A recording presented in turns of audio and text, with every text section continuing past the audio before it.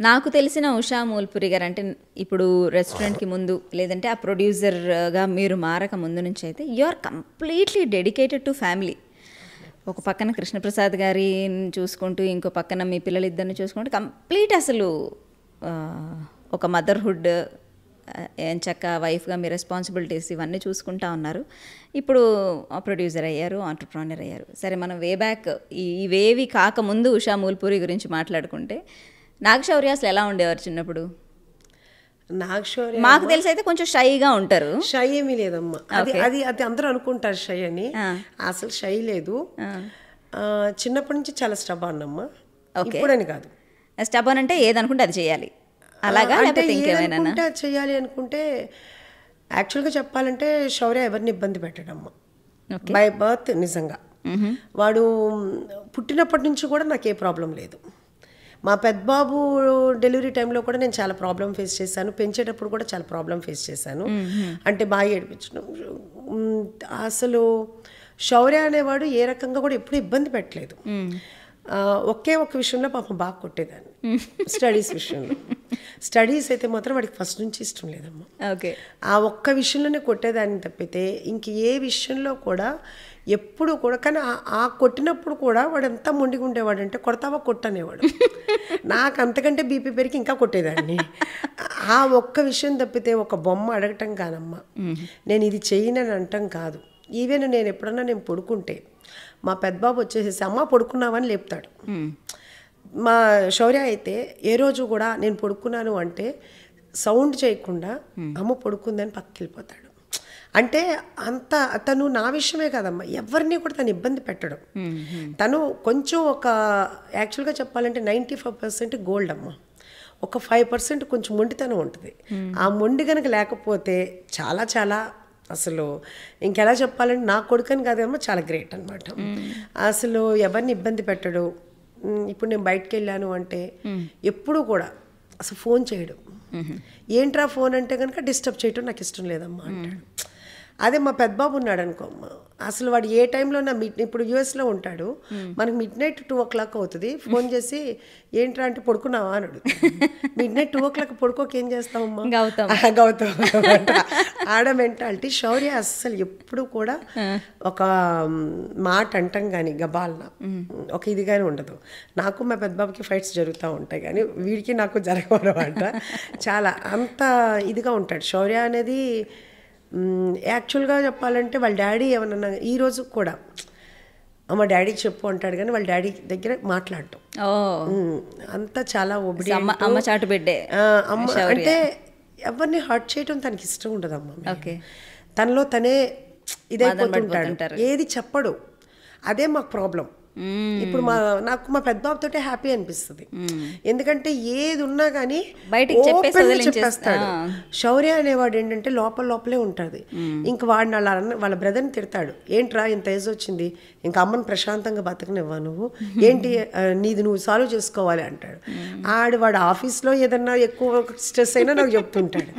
అస్సలు శౌర్య అనేవాడు అసలు ఏది చెప్పడమ్మా. సో ఇద్దరు కొడుకులు కూడా ఏమంటారు, ఈయన సైలెంట్గా ఉన్నా సరే ఒక రకంగా మీకు కనెక్టెడ్ శౌర్య, గౌతమ్ గారు కూడా అంత వైబ్రెంట్గా ఉన్నా ఆయన మీకు కనెక్టెడ్ ఇంకో రకంగా.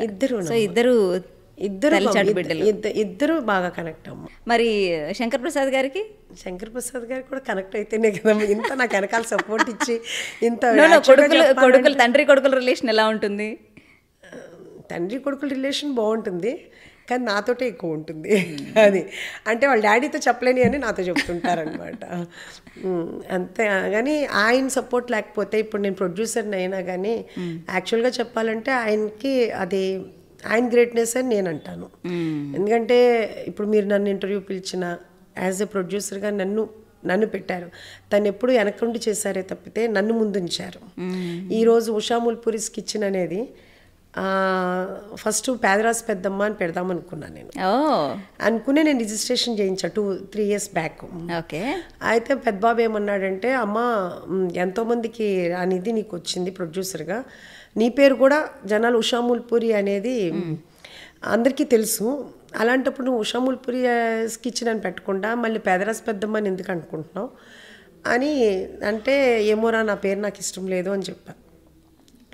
నేను చెప్తున్నాను కదా పెట్టు అన్నాడు. ఉషా ఒక బ్రాండ్ అని పెట్టు అన్నాడు. దానికి మా హస్బెండ్ కానీ శౌర్య కానీ అందరూ ఇదే పెట్టమని చెప్పారు. ఓకే. కానీ మీకు కార్స్ అంటే చాలా ఇష్టం అని విన్నాను నేను. నాకు కాదమ్మా, శౌర్యకి అమ్మా. నాకు మీరు నమ్మరు, నాకు ఇన్నోవాకి బెంచ్కి కూడా డిఫరెన్స్ తెలియదు. అంటే కార్లో కూర్చుంటానే తప్పితే నాకు ఏ కార్ ఏంటో కూడా తెలియదమ్మా. ఓకే. అసలు శౌర్యకి ఇప్పుడు ఎన్ని కార్స్ ఉన్నాయి? శౌర్యకి ఇప్పుడు చెప్పాలంటే కనుక ఒక్కరే ఉందమ్మా. చెప్పాలంటే గనక అనగానే కౌంట్ చేస్తున్నారేమో. నా కొడుక్కి శౌర్యకి నేను ఒక మంచి గిఫ్ట్ ఇవ్వాలి ఎప్పటికైనా కానీ. అది ఏమి ఇస్తారు? కారే, వాడికి ఇష్టమైంది కారే. ఎప్పటికైనా ఇవ్వాలి అని అనుకుంటున్నాను. ఇంకా ఇచ్చేస్తారు. ఉషా మూల్పురీస్ ఇక్కడ ఫుల్ రేసింగ్ లో ఉంది కదా, ఇచ్చేస్తారు అతి త్వరలోనే, బై గాడ్స్ గ్రేస్. సో మొత్తానికి ఉషా మూల్పురీస్ కిచెన్కి వస్తే మేము ఏం తినాలో మాకు ఆల్రెడీ చెప్పారు కాబట్టి, మీరు ఇంట్లో వంట చేసేటప్పుడు ఇంట్లో వాళ్ళకి ఏమి ఇష్టం? నాగశౌర్య గారు ఏం తింటారు ఇష్టంగా? తెలిసిందే కదమ్మా, మటనా? Okay. Mutton fry, mutton pulao, keema. Okay. కీమాలో క్యాప్సికమ్ తోటి కీమా ఫ్రై చేస్తుంది, అది బాగా ఇష్టంగా తింటాడు. కాకుండా తిల్లి అని, మటన్లో తిల్లి అని ఉంటుంది, అది బాగా ఇష్టంగా తింటాడు. నాన్ వెజ్ వచ్చేటప్పుడు అదొక్కటే తింటాడు. ఓకే. ఇంకా ప్రాన్స్, ఫిష్ ఏమి తినడం.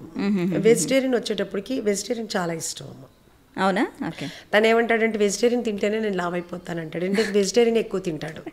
తనకి ఏంటంటే దోసకాయ టమాటా కర్రీ అట్లాంటివి బాగా ఇష్టం అనమాట అమ్మ. బెండకాయ ఫ్రై, వంకాయ ఫ్రై అది బాగా ఇష్టంగా తింటాడు. లెమన్ అది ఎప్పుడు చెప్తాడు, నిమ్మకాయ పులిహోర ఒకటి బాగా ఇష్టం అని చెప్తాడు. ఓకే. ఇట్లా. సో చిన్నప్పటి నుంచి ఇవే మీరు ఎక్కువ చేసి చేసి చేసి చేయి తిరిగిపోయి ఉంటుంది. అంటే చేయి తిరగడం అంటే అంకుల్ తినరమ్మా, అంకుల్ తినే శౌర్య తినడు. సో ఎవరికి వాళ్ళకి సెపరేట్ స్పెషలైజేషన్ చేయాల్సిందే మీరైతే. అంటే మీరు చిన్నప్పుడు, అంటే ఇప్పుడు ఈరోజు రెస్టారెంట్ పెట్టారు సరే, మీరు చాలా బాగా వండుతారు, చాలా టేస్టీ ఫుడ్ చేస్తారు అనే సంగతి మా అందరికీ చాలా రోజులుగా తెలుసు. బట్ ఈ వంట అంతా మీరు ఎక్కడ నేర్చుకున్నారు? అసలు నేను ఎక్కడ నేర్చుకోలేదు. అంటే ఇప్పుడు అనుకోండి, ఈ జనరేషన్లో మేము యూట్యూబ్లు చూసి నేర్చుకుంటున్నాము, that is our first teacher. అవునవును. కానీ మీకు అప్పుడు యూట్యూబ్ లేదు. అసలు నాకు మ్యారేజ్ అయ్యే వరకు కూడా ఏమీ తెలియదమ్మా. మా మదర్ అలా పెంచారు. అంటే మనకి ఏం కావాలంటే అది తినిపించడమో, లేకపోతే తిన్న ప్లేట్ కూడా తీయటం చేత కాదు. ఏ వయసులో అయింది మీకు పెళ్ళి? నాకు 17 yearsలోనే అయిందమ్మా యాక్చువల్గా చెప్పాలంటే. Love marriage. మ్యారేజ్ అయిన తర్వాత కూడా నాకేం తెలియదమ్మా. అంటే తాలింపు అంటే ఏంటో తెలియదు, తాలింపు అన్న విషయమే తెలీదు. దాంట్లో ఇంగ్రీడియంట్స్ అంటే ఆవాలు, జీలకర్ర, పచ్చిశనగపప్పు అంటే కూడా దాన్ని ఎప్పుడు చూడలేదు, తెలియదు. ఎందుకంటే మా మదర్ ఎప్పుడు మమ్మల్ని కిచెన్లోకి తీసుకెళ్ళలేదు, నాకు అసలు ఏమీ తెలీదు. తర్వాత మా అత్తగారు ఉన్నారు. మా అత్తగారు 1 year తర్వాత మా అత్తగారు మళ్ళీ ఆవిడ మెడ్రాస్ వెళ్ళిపోయారు. వెళ్ళిన తర్వాత ఇంక నేనే కదా, ఇప్పుడు సముద్రంలో ఈతరాని అడుగు కూడా ఈత వస్తుంది కదా, అదొకటి ఏదో అంటారు కదా కళలు 64 అనేది. ఇప్పుడు ఒక సింగర్గా కానీ ఇంకొక కానీ డ్యాన్స్ అయినా కానీ ఇన్బిల్ట్ నాకు ఉందేమో. మా మదర్ బాగా వంట చేస్తారు. ఓకే. సో ఫాస్ట్గా పిక్ చేసుకున్నారు. మా మదరు నేర్పలేదు కానీ ఆవిడ వారసత్వంగా నాకు వచ్చిందేమో ఒకవేళ. చాలా బాగా చేస్తారు మా మదరు వంట. ఈ రోజు కూడా బాగా అందరూ, అంటే ఇప్పుడు నేను ఏదో శౌర్య హీరో మదర్ని కాబట్టి, నేను సెలబ్రిటీని కాబట్టి చెప్తున్నారు, కానీ వెస్ట్ గోదావరిలో కానీ మా పేరెంట్స్ తెలిసిన ప్రతి ఒక్కరికి మా మదర్ వంట తెలుసమ్మ. మా మదర్ కూడా మార్నింగ్ నుంచి నైట్ వరకు వండుతూనే ఉండేవాళ్ళు. ఆవిడ వండి వండి వండి వండి అందరికీ పెడుతూనే అలవాటు. మా ఫాదర్ యాక్చువల్గా లెక్చరర్ ఫస్ట్, తర్వాత రెసిడెన్షియల్ కాలేజ్ స్కూల్ పెట్టారండి. సో వచ్చిన వాళ్ళందరికీ ఆవిడ వండి పెట్టడమే ఆవిడకి తెలుసు. ఇంకా అంత టిపికల్ హౌస్ వైఫ్ అనమాట. ఇంకా వండటం కిచెన్లోను.